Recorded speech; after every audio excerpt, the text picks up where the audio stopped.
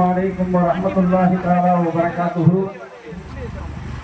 அளவற்ற அருளாளன் நிகரற்ற அன்புடையோன் எல்லாம் வல்ல அல்லாஹ்வினுடைய திருப்பெயர் கொண்டு துவங்குகின்றோம். இன்றைய தினம் நம்மளுடைய உயிருக்கும் உயிரான உயிரிலும் மேலான கண்மணி முஸ்தபா முஹம்மது ரசூலுல்லாஹ் ஸல்லல்லாஹு அலைஹி வஸல்லம் அன்னவர்களுடைய பிறந்த தினமாக இன்றைய தினம் இருக்கிறது. மீலாதுன் நபி அரசு விடுமுறை.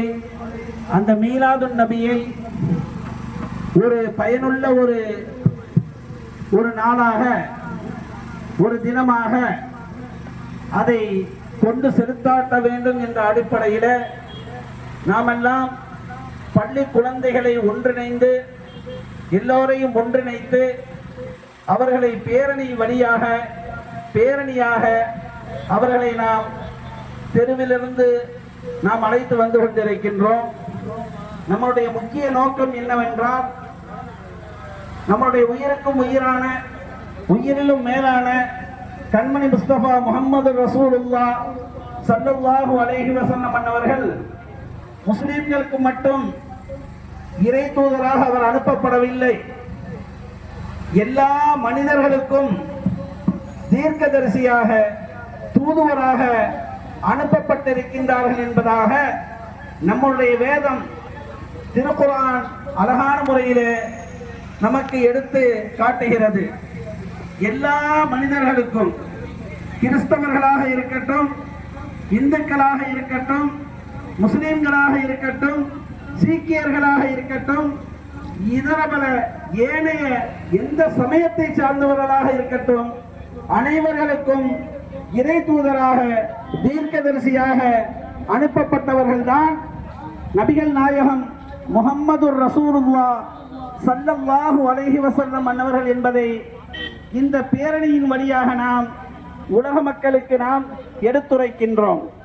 மேலும் அந்த நபிகள் நாயகம் ஸல்லல்லாஹு அலைஹி வஸல்லம் அன்னவர்கள் தூதுவர்கள் எதை இந்த உலக மக்களுக்கு போதித்தார்கள், கற்பித்தார்கள் என்பதை அனைவர்களும் நாம் உருவாக்கி நம்முடைய வாழ்க்கை நடைமுறையாக அதை நாம் எடுத்து பின்பற்ற வேண்டும் என்ற இரண்டாவது அற்புதமான ஒரு தகவலை இந்த பேரணியின் வழியாக உலக மக்களுக்கு, இந்திய மக்களுக்கு, தமிழக மக்களுக்கு, எல்லா சமயத்தை சார்ந்தவர்களுக்கும் இந்த பேரணி வழியாக அதை நாம் ஒரு செய்தியாக நாம் தந்து கொண்டிருக்கின்றோம். நபிகள் நாயகம் ஸல்லல்லாஹு அலைஹி வஸல்லம் அவர்கள் கல்வியை அனைவர்களும் கற்றுக்கொள்ளுங்கள் என்று சொன்னார்கள். கல்வி இல்லாத சமூகம் அது ஒரு பின்தங்கிய சமூகமாக மாறிவிடும் என்பதாக சொன்னார்கள். கல்வி மட்டும் ஒரு மனிதனிடத்தில் இருந்தால் அந்த கல்வியை மட்டும்தான் எல்லோரும் பார்ப்பார்களே தவிர அந்த கல்வி இருக்கக்கூடிய அந்த மனிதனை யாருமே பார்க்க மாட்டார்கள்.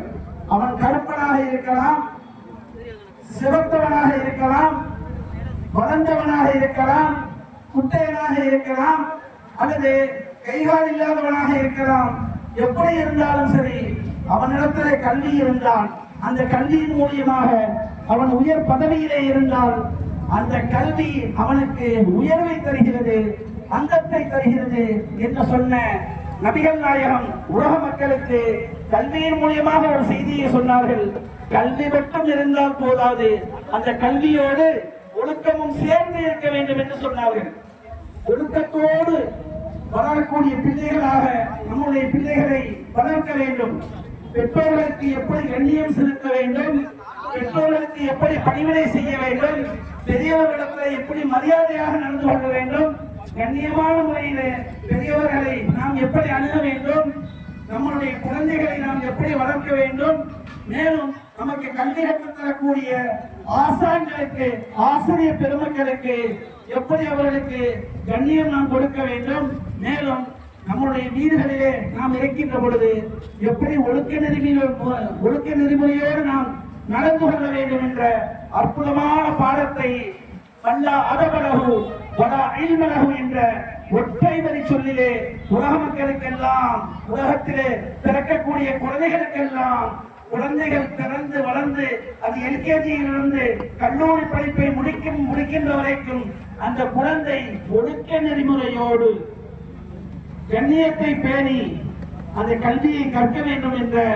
சொன்ன உத்தம திருநபி சர்க்காரி ஆலம் முஹம்மது ரசூலுல்லாஹ் ஸல்லல்லாஹு அலைஹி வஸல்லம் அவர்களுடைய ஈராதுன் நபி என்று சொல்லக்கூடிய பிறந்த தினமாக இன்றைய தினத்தை கல்வியோடு ஒழுக்கமும் சேர்ந்திருக்க வேண்டும் என்பதை இந்த பேரணியின் வழியாக நாம் உலக மக்களுக்கு, இந்திய மக்களுக்கு, தமிழக மக்களுக்கு நாம் அதை ஒரு செய்தியாக நாம் சொல்கின்றோம்.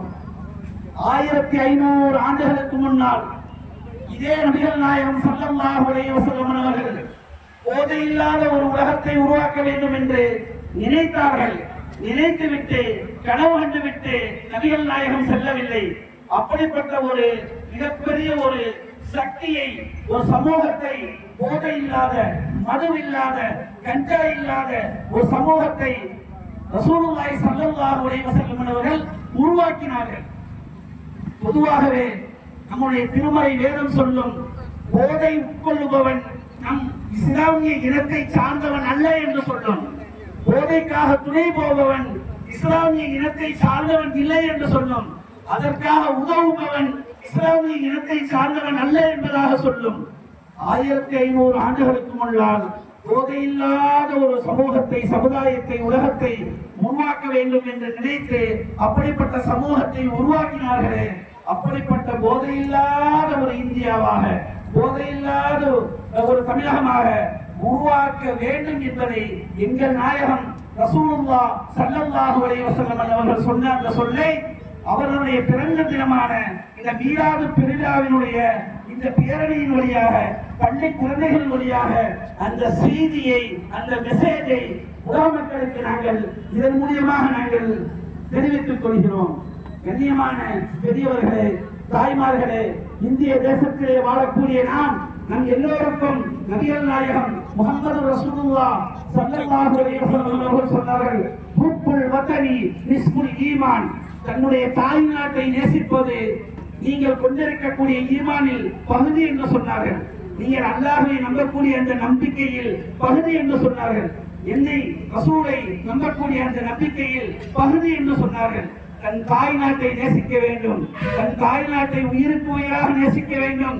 எல்லோரும் ஆங்கிலேயர்களிடத்திலிருந்து ரத்தம் சிந்தி, உதிரம் சிந்தி, தன்னுடைய சொத்தை இழந்து, தன்னுடைய பிள்ளைகளை இழந்து, தன்னுடைய பெற்றோர்களை இழந்து, தன்னுடைய மனைவி மக்களை இழந்து, எல்லாவற்றையும் இழந்து இந்த நாட்டை நாம் பாதுகாப்பாக நாம் வைத்திருக்கின்றோம்.